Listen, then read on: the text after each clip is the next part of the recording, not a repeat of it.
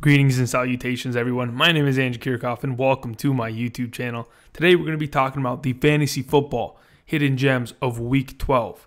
So, for Week 12 of the fantasy football season, I scoured the earth in search of these powerful hidden gems in order to complete my deadly fantasy lineups. Now, if you aren't familiar with the Fantasy Gauntlet, you'll know that the 6 hidden gems complete the Fantasy Gauntlet in order to allow me to rain down immense amount of fantasy points on my opponents on a weekly basis. These players are guys that are, not ordinarily owned in many leagues. These are guys that maybe looked over or just casted away onto the side. So this week I'm going to be talking about 6 different players at various different positions to kind of give you my idea on these hidden gems. So let's get right into that. But before we do, I just want to go ahead and thank all of you who continue to support and subscribe to my YouTube channel, ask questions. I will try to get to every question. I've done a pretty good job at that, considering everyone's been busy. Not too many questions have been coming in, so it's made my life a little bit easier. But I'll try to get and finish everybody up before tomorrow morning. So before we do that, that's pretty much it. Anyway, hope you guys had a fantastic Thanksgiving, and let's get into this, shall we? Now, this is going to be a little bit different. You're not going to see my beautiful mug. I'm sorry for those of you who are very depressed and won't be able to see me. It's all good. You'll see me on Monday. No big deal. So today, we're going to be going over the 6 different hidden gems. To begin, on the top left, we got Nick Vannett, the tight end of the Seattle Seahawks. Now, what gives me a little bit of confidence in playing Nick Vannett this week? Well, number one, they play against the Carolina Panthers defense, which is giving up the most points to the tight end position on a weekly basis in half-point PPR scoring. In fact, they're giving up nearly 15.5 points per week to the tight end position. Now, you may be thinking, okay, well, Nick Vannett, he is the starting tight end in that team. Can he be able to exploit that little weakness that the Carolina Panthers defense currently holds as of, thus far this season? I believe he's going to be able to. There are other, prevailing thoughts that perhaps Ed Dickson, the backup tight end of the Seattle Seahawks, is going to be coming in and perhaps taking a little bit of value away from Nick Vannett. But in my opinion, this is the thought process behind it. Nick Vannett, as of the last 3 weeks, with Ed Dickson back from his injury that he sustained earlier on in the season, Nick Vannett has been controlling pretty much all the snap count. He's been playing 60% of the offensive snaps at the tight end position for the Seattle Seahawks, on top of nearly doubling the doubling the snap counts of Ed Dickson, who's sitting around 35% to 40% snap count on a per week basis as of the last couple weeks. So Nick Vannett is on the field more often. He's probably the better blocker between the two. And I think this coming week against the Carolina Panthers, he has an extremely advantageous matchup, and I think he'll be able to key in on that, and the Seattle Seahawks will be able to expose that weakness of the Carolina Panthers in order to find some fantasy value as a hidden gem. I like Nick Vannett this week, and that's pretty much it. So let's go ahead and move on. On the right, the Space Stone, we are going to talk about Nick Mullens, the quarterback of the San Francisco 49ers. Now, here's the thing. Nick Mullens, many of you may not be thinking or considering playing him this coming week, but because you don't have to. You have guys that are in my rankings within the top 10, and you'll never have to question it, probably even top 15, right? But Nick Mullens is a guy that I think can be thrown out there if you're in a pretty tough situation. You're in a bind. You have a quarterback like Goff or Patrick Mahomes on a bye week, or you're considering, okay, do I really want to throw out Andy Dalton? Do I want to play Tom Brady? Because they haven't been completely consistent as of late. Can I trust them? Well, Nick Mullens, this is the reasoning behind trusting him. He plays against the Tampa Bay Buccaneers defense, who they're giving up the most points to the quarterback position on a per week basis in 6-point per passing touchdown leagues, nearly 28.5 fantasy points per week to the quarterback position. Nick Mullens, as of late, has been decent as the starting quarterback of the San Francisco 49ers. His last couple performances, yes, they aren't above and beyond. The game against the Raiders was probably his standout performance of the entire season. This past week on Thursday Night Football versus the New York Giants, his production wasn't really, or the team's success wasn't really dictated on his production. They used a lot of Matt Breida, and they were able to dictate the offense accordingly. So this coming week against the Tampa Bay Buccaneers, I think there is a good opportunity that Nick Mullens is going to have to use his arm. I mean, this is one of the, if not the worst defense in the NFL. And I think Nick Mullens, he's a young quarterback, and he's going to be able to produce. No matter what kind of weapons surround him, he's going to have George Kittle. He's going to have Matt Breida. They're going to have Dante Pettis, Pierre Garçon. I'm pretty sure, if I'm not mistaken, Marquise Goodwin is going to be out this coming week, which, hurts them to an extent. But to be honest, what I heard earlier today, there was a quote from Kyle Shanahan, head coach of the San Francisco 49ers. He came out and he said, it was something of the, it had to do with whether they have something to play for or not, right? They're a team that is not going to make the playoffs. That is a well-known fact, right? But he came out and he said, if you guys think, to the general public, if you guys think that we are not playing to win on a weekly basis, you're mistaken, right? We all have something to prove. We are all, proving our livelihood that we are, as good as we say we are, right? We come out every single week, we bust our ass, and we're here to prove that we are not pushovers, that we actually deserve to be, touted as a good NFL team. On a weekly basis, we're a locker room, we're a brotherhood. We have to come out and prove to each other that, we have something to contribute per se. So with that kind of fired me up a little bit. I thought, okay, they're going to come out swinging. They're going to want to pick up this win. And I think Nick Mullens is going to have to lead them in that direction. So I like him this week as my Space Stone. Moving on, let's talk about DJ Moore and the Reality Stone. The reality of the situation is Devin Funchess is most likely not going to play. Devin Funchess, most notably the number one wide receiver of the Carolina Panthers, hasn't been playing as the number one wide receiver as the Panthers. He's been struggling as of late. And to be honest, the injury that he sustained, he currently has a back injury, did not practice at all this week. Not a single practice in which he participated in, which kind of gives me a little bit of hope for DJ Moore this week. DJ Moore coming off of the best week of his entire career. A short career so far. He's only a rookie, but he had 8 targets, 7 catches, 157 yards, and a touchdown, nearly 25 fantasy points and half-point PPR scoring. I mean, he had a breakout week last week in Detroit. This coming week, he plays against the Seattle Seahawks defense. Now, being the number one wide receiver on the Carolina Panthers gives you some value. That is a given. The targets are going to be there. So is DJ Moore going to be able to act upon opportunity and at least show that he was worth that first-round pick? And for fantasy owners, is he worth the start? Now, here's the thing to look into. All right, the Seattle Seahawks defense, they cannot stop number one wide receivers. I said that last week about Davante Adams, and it came true. Just going to go over the stats that they've been giving up to the number one wide receiver over the past 4 weeks. Last week to Davante Adams, they gave up about 10 catches and 166 receiving yards.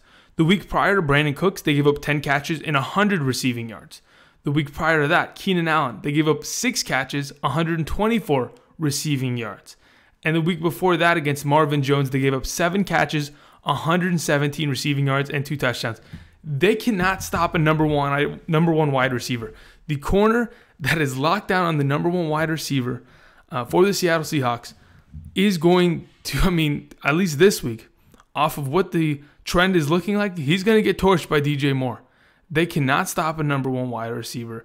And DJ Moore, with the absence of Devin Funchess, is going to have to step up within this offense. You can only do so much with old man Greg Olsen and Christian McCaffrey. He'll get his. He'll be able to produce, and there'll be a couple plays here and there for guys like Jarius Wright or the other shifty guys that like to steal fantasy points. But DJ Moore, I have the utmost confidence in him due to the reality of the situation that Devin Funchess is probably not going to play. So DJ Moore, he is a hidden gem. He is the reality stone. Let's move on to the next person I want to talk about, which is Gus Edwards at the running back position for the Baltimore Ravens. Now, here's the thing about Gus Edwards. There's a little bit of concern from me, okay? Particularly the fact that there are 5 running backs that play for the Baltimore Ravens, okay? Besides the fact that you have Alex Collins, Buck Allen, and Ty Montgomery, who they traded for a couple weeks back before the deadline, you have Gus Edwards, and you have Lamar Jackson, who loves to run the ball. We saw last week he ran the ball 27 total times. That was 10 times more than Gus Edwards last week. And to be honest, that's a little bit concerning. But as I've been mentioning all week long, Gus Edwards is a guy that you should have picked up off waivers because he came in and he looked fantastic last week. Had 17 carries for 115 yards, a touchdown, and a 2-point conversion for the Baltimore Ravens offense. They looked great last week. Now, on top of that, they play against the Oakland Raiders, who are giving up the 8th most fantasy points to the running back position thus far this season. I mean, it's looking good. The Raiders on a weekly basis, I mean, just reading a couple of the stats that they've been giving up in the last, 1, 2, 3, 4, 5. In the last 5 weeks, they've been giving up 100 plus rushing yards every single week. Every single week. Against the Seahawks in week 6, they gave up 100 rushing yards. In week 8 to the Indianapolis Colts, they gave 200 rushing yards. Against the 49ers, they gave up 120 rushing yards. Against the Chargers a couple weeks back in week 10, 115 rushing yards. And this past week against Arizona, I mean, David Johnson went for 137 by himself. I think Gus Edwards, as the lead back of this team, is going to find success. Now, the question is Alex Collins, Buck Allen, or Ty Montgomery going to, pretty much take away carries or inhibit Gus Edwards' production? Because that's really the main question. Is there going to be someone else to take his value other than Lamar Jackson? Because we know Lamar Jackson's going to run the ball. That's just a given at this point, right? But here's the thing. What has been going around is Alex Collins is dealing with a foot injury. The former starting running back of the Baltimore Ravens, he's been dealing with that injury. And to be honest, I don't think they have any, wishes to bring back Alex Collins as a guy that they can give the ball 17 plus times. Off of that last performance, Gus Edwards, a younger guy, I think they're going to roll with him this week. I think he's going to have a fantastic fantasy week for those of us who are looking thin at the running back position as a flex play, even an RB2 play. I'm full on going with Gus Edwards. He's going to be a fantastic play this week, and he should be able to help you guys out fantasy-wise. Now, let's go ahead and move on to the next player, Josh Adams as the time stone. Well, it's time. Ladies and gentlemen, it is absolutely time. Josh Adams, who I've been talking about for the last couple weeks, finally had his breakout, in quotes. I'm doing air quotes as we speak, but you can't see me. It's so good. Okay, he had 7 carries last week for 53 yards and a touchdown, and had 6 targets last week, 3 in which he caught. Had 14.7 fantasy points and half-point PPR against the New Orleans Saints, in which the Eagles struggled immensely against. Now, what exactly forces me towards Josh Adams this week? And I've been talking about him to an extent. Now, if you guys have muted me and you haven't been listening to what I've been preaching on Josh Adams, guys, the New York Giants defense, they have been terrible as of late. Since getting rid of Damon Harrison, the interior defensive lineman, okay, the last 3 weeks, okay, the New York Giants defense has given up 100 yards to Peyton Barber, 100 yards to Matt Breida, and 150 yards to Adrian Peterson. In the past 3 weeks, they've given up 3 100-yard rushers. Now, the way it looks, Wendell Smallwood, Corey Clement, they're not contributing within this backfield. Yes, they'll come in for a couple passing plays, but since we saw Josh Adams get 8 targets out of his backfield, there is a full confidence from me and the coaching staff of the Philadelphia Eagles that Josh Adams is the guy that is going to be the lead back in that backfield. We've heard Doug Peterson been quoted in the past saying, we are going to give him more carries. He is going to be more of a part of this offense. We need to rely upon Josh Adams to make plays. Well, last week against the New Orleans Saints, the game script wasn't there. They were down a lot of points, and they really couldn't, force the run like they wanted to. That pretty much hurt Josh Adams' potential fantasy value. Yet he ended up with 15 fantasy points. So this coming week against a very, very poor defense with stopping the run, the New York Giants are going to be bruised by Josh Adams. I have the utmost confidence. You guys seen him. You've heard me talk about him in the waiver wire video earlier this week. You've seen me talk about him in the running back rankings video. If I'm not mistaken, I have him within the top 15 running backs. If I'm not mistaken, if I'm not forgetting. So, I mean, I have the utmost confidence in him. I'm starting him everywhere. Hopefully you guys picked him up and you will have the same confidence that I do. Now, let's move on to the last guy I wanted to mention for this coming week. It's John Ross, wide receiver of the Cincinnati Bengals.